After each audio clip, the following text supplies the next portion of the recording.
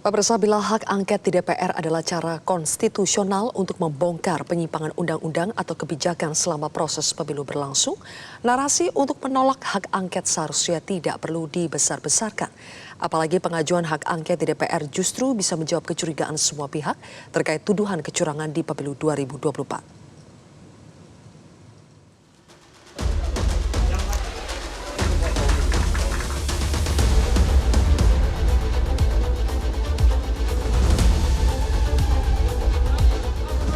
Ketika rencana pengajuan angket kian pasti, narasi yang diduga untuk menolak angket bisa bergulir di DPR justru juga kencang.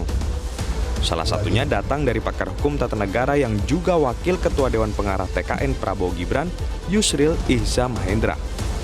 Yusril berpandangan, angket dapat membuat perselisihan hasil Pilpres justru berlarut-larut tanpa kejelasan kapan berakhir. Ya, sementara kita tahu tanggal 1 Oktober, DPR sudah berganti dengan DPR yang baru. MPR-nya juga sudah berganti.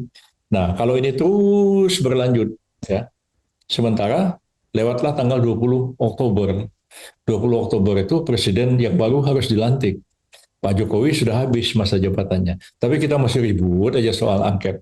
Negara ini bisa, kalau sampai tertunda, pelantikan presiden, negara itu bisa berada dalam keadaan chaos. Ya. Pada prinsipnya, calon wakil presiden Mahfud MD sepaham dengan apa yang disampaikan Yusril. Namun bila angket diajukan untuk memeriksa kebijakan pemerintah yang menyangkut tentang pelaksanaan pemilu, seperti anggaran dan wewenang, tentu tak boleh dihalangi.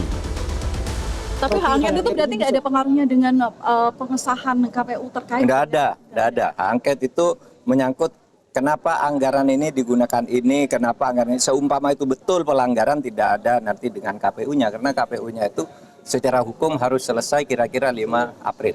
Ujungnya juga bisa berujung pada pemakzulan itu bagaimana? Bisa saja, kan tergantung nanti rekomendasi. Apa saja, nanti angket itu menemukan ini ditindaklanjuti, kan sama aja juga dulu Pak Harto dan sebagainya kan. Jika ditelusuri sedari awal, ada banyak potensi yang membuat proses pemilu ternoda dengan cawe-cawe Presiden Joko Widodo. Pemberian bansos oleh Presiden secara rutin misalnya, atau makan bersama ala Presiden dengan calon tertentu. Belum lagi fakta-fakta lain mengenai mobilisasi dan intimidasi kepala desa. Maka disitulah fungsi hak angket hadir.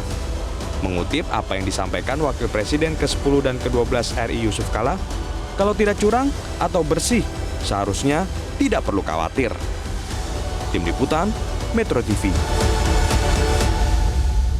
Jelajahi cara baru mendapatkan informasi. Download Metro TV Extend sekarang.